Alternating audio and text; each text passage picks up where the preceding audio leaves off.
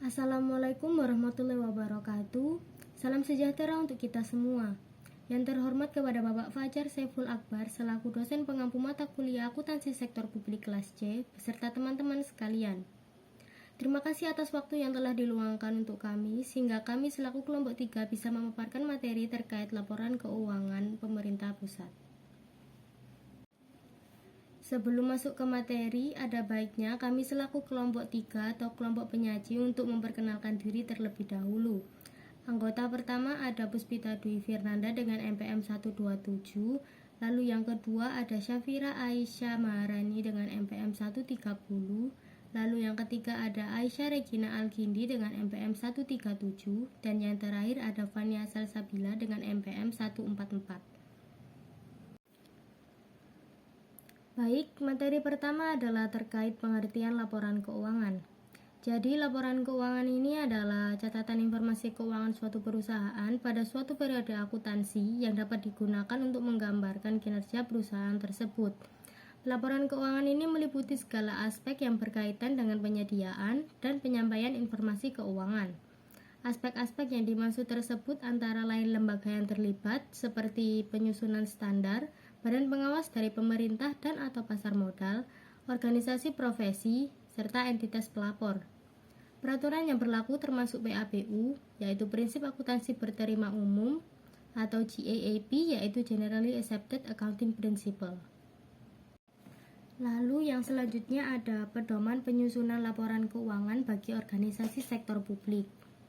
Yang pertama ada Pernyataan Standar Akuntansi Keuangan Nomor 45 atau PSAK 45, Laporan Keuangan Organisasi Nirlaba.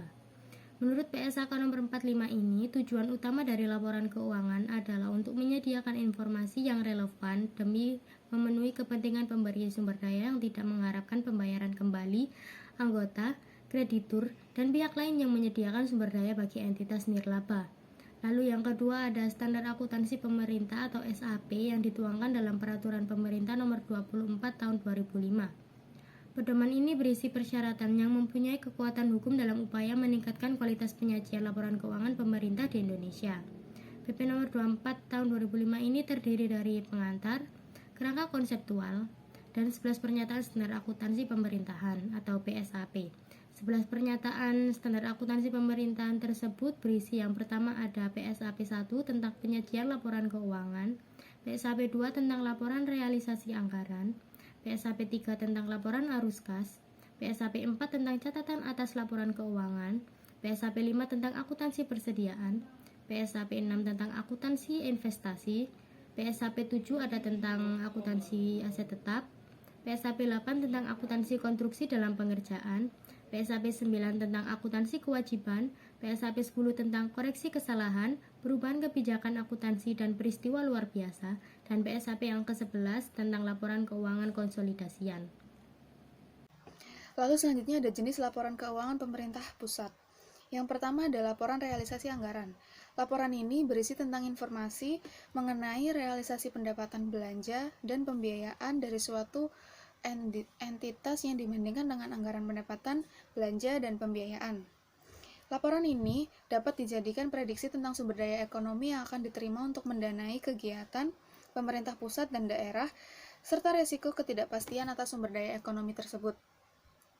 Dan selain itu, laporan ini juga dapat memberikan informasi tentang indikasi apakah sumber daya ekonomi yang diperoleh dan digunakan telah dilaksanakan sesuai prinsip ekonomis, efisien, dan efektif, sesuai dengan anggaran yang ditetapkan serta sesuai dengan peraturan perundang-undangan yang berlaku. Adapun elemen yang terdapat dalam laporan realisasi anggaran adalah 1. Pendapatan. Pendapatan yaitu semua penerimaan kas umum negara atau kas daerah yang menambah ekuitas dana lancar dalam periode tahun bersangkutan yang menjadi hak pemerintah, yaitu basis kas. Sedangkan pendapatan basis akrual yaitu hak pemerintah yang diakui sebagai penambah nilai kekayaan bersih. Kedua ada belanja, yaitu semua pengeluaran kas umum negara atau daerah yang mengurangi ekuitas dana lancar dalam periode tahun anggaran bersangkutan yang tidak akan diperoleh pembayaran kembali oleh pemerintah. Sedangkan belanja pada basis akrual yaitu kewajiban pemerintah yang diakui sebagai pengurangan nilai kekayaan bersih. Lalu ada transfer, yaitu penerimaan atau pengeluaran uang dari suatu entitas pelaporan dari atau kepada entitas pelaporan lain, termasuk dana perimbangan. Yang keempat ada pembiayaan, yaitu setiap penerimaan yang perlu dibayar kembali dan atau pengeluaran yang akan diterima kembali baik pada tahun anggaran yang bersangkutan maupun tahun-tahun anggaran berikutnya yang dimaksudkan untuk menutupi defisit atau memanfaatkan surplus anggaran. Kedua ada neraca. Neraca merupakan salah satu bentuk laporan keuangan yang memberikan informasi tentang posisi keuangan perusahaan pada tanggal tertentu. Neraca menunjukkan posisi aset, kewajiban, dan ekuitas dana pemerintah pada tanggal tertentu. Adapun elemen yang terdapat di dalam neraca yaitu yang pertama aset. Aset adalah sumber daya ekonomi yang dikuasai dan atau dimiliki oleh pemerintah sebagai akibat dari peristiwa masa lalu dari mana manfaat ekonomi atau sosial di masa depan yang diharapkan dapat diperoleh baik oleh pemerintah maupun masyarakat serta dapat diukur dalam satuan uang termasuk sumber daya dan keuangan yang diperlukan untuk penyediaan jasa bagi masyarakat umum dan untuk pemeliharaan sumber-sumber daya karena alasan sejarah dan budaya. Yang kedua ada kewajiban. Kewajiban adalah utang yang timbul dari peristiwa masa lalu yang penyelesaiannya diharapkan mengakibatkan terjadinya pengorbanan sumber daya ekonomi di masa yang akan datang. Kewajiban dikelompokkan dalam kewajiban jangka pendek kurang dari 12 bulan dan kewajiban jangka panjang lebih dari 12 bulan. Yang ketiga adalah laporan arus kas. Laporan arus kas adalah salah satu bentuk laporan keuangan yang menyajikan informasi kas sehubungan dengan kegiatan operasional, investasi, pembiayaan, dan transaksi non-anggaran yang menggambarkan saldo awal, penerimaan, pengeluaran, dan saldo akhir kas pemerintah pusat atau daerah selama periode tertentu. Adapun elemen-elemen yang terdapat di dalam laporan arus kas yaitu yang pertama, penerimaan kas adalah semua aliran kas masuk ke bendahara umum negara atau daerah. Yang B, pengeluaran kas adalah semua aliran kas keluar dari bendahara umum negara atau daerah. Lalu yang keempat ada catatan atas laporan keuangan. Catatan atas laporan keuangan meliputi penjelasan naratif atau rincian dari angka yang tertera dalam laporan realisasi anggaran, neraca, dan laporan arus kas. Catatan atas laporan keuangan juga mencakup informasi tentang kebijakan akuntansi yang dipergunakan, entitas pelaporan, dan informasi lain yang diharuskan dan dianjurkan untuk diungkapkan sesuai standar akuntansi pemerintahan, serta ungkapan-ungkapan yang diperlukan untuk menghasilkan penyajian laporan secara wajar. Adapun hal-hal yang diungkapkan dalam catatan atas laporan keuangan adalah yang pertama, informasi tentang kebijakan fiskal atau keuangan, ekonomi makro, pencapaian target undang-undang, APBN atau Perda, APBD, serta kendala dan hambatan yang dihadapi dalam pencapaian target. Yang kedua, ikhtisar pencapaian kinerja keuangan selama tahun pelaporan. Yang ketiga, informasi tentang dasar penyusunan laporan keuangan dan kebijakan akuntansi yang dipilih untuk diterapkan atau transaksi-transaksi dari kejadian penting lainnya. Yang keempat, informasi yang diharuskan oleh standar akuntansi pemerintah yang belum disajikan dalam laporan keuangan. Yang kelima, informasi untuk pos-pos aset dan kewajiban yang timbul sehubungan dengan penerapan basis akrual atas pendapatan dan belanja dan rekonsiliasinya dengan penerapan kas.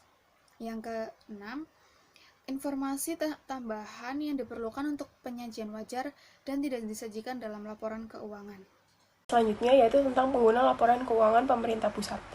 Pengguna laporan keuangan sektor publik ini dapat diidentifikasi dengan melacak siapa pemangku kepentingan organisasi. Drebin dalam Mardiasmo pada tahun 2002 mengklasifikasikan pemakai laporan keuangan berdasarkan keterkaitan dan kebutuhan antar pemakai laporan keuangan tersebut. Yaitu yang pertama ada pembayar pajak atau taxpayers, yang kedua ada pemberi dana bantuan atau grantors, yang ketiga ada investor, yang keempat ada pengguna jasa atau fee paying service recipient, yang kelima ada karyawan atau pegawai, yang keenam ada pemasok atau vendor, yang ketujuh ada dewan legislatif, yang ke-8 ada manajemen, 9 pemilih atau voters, dan yang terakhir ada badan pengawas atau oversight bodies. Pengklasifikasian tersebut berdasarkan pertimbangan bahwa semua organisasi non-bisnis dan bukan untuk organisasi pemerintahan saja, sedangkan Drebin mengklasifikasikan pemakai laporan keuangan untuk sektor pemerintahan saja. Selanjutnya ada menurut standar akuntansi pemerintahan terdapat beberapa kelompok pengguna laporan keuangan. Yang pertama ada masyarakat, Yang kedua ada para wakil rakyat, lembaga pengawas dan lembaga pemeriksa. Yang ketiga ada pihak yang memberi atau berperan dalam proses donasi, investasi, dan pinjaman. Dan yang terakhir ada pemerintah. Tujuan dan fungsi laporan keuangan pemerintah pusat. Menurut Mardiasmo, terdapat 6 tujuan dan fungsi laporan keuangan sektor publik. Yang pertama, kepatuhan dan pengelolaan. Laporan keuangan digunakan untuk memberikan jaminan kepada pengguna laporan keuangan dan pihak otoritas penguasa bahwa pengelolaan sumber daya telah dilakukan sesuai dengan ketentuan hukum dan peraturan lain yang telah ditetapkan. Yang kedua, akuntabilitas dan pelaporan retrospektif. Laporan keuangan digunakan sebagai bentuk pertanggungjawaban kepada publik. Laporan keuangan digunakan untuk memonitor kerja dan mengevaluasi manajemen, memberikan informasi bagi pihak luar untuk memperoleh informasi biaya atas barang dan jasa yang diterima serta menilai efisiensi dan efektivitas penggunaan sumber daya organisasi. Yang ketiga, perencanaan dan informasi otorisasi.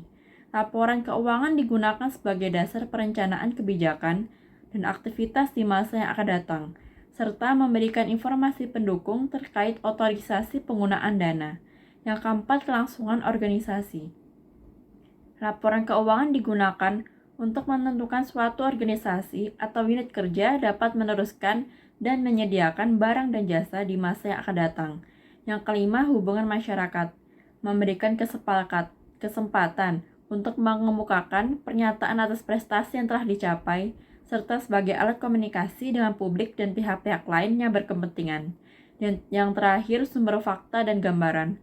Memberikan informasi kepada berbagai kelompok kepentingan yang ingin mengetahui organisasi secara lebih mendalam. Demikian presentasi dari kelompok kami. Mohon maaf bila ada kesalahan kata, dan jika ada yang ingin ditanyakan atau ingin didiskusikan, silakan mengisi Google Slide yang telah disediakan. Terima kasih. Wabillahi taufiq wal hidayah. Wassalamualaikum warahmatullahi wabarakatuh.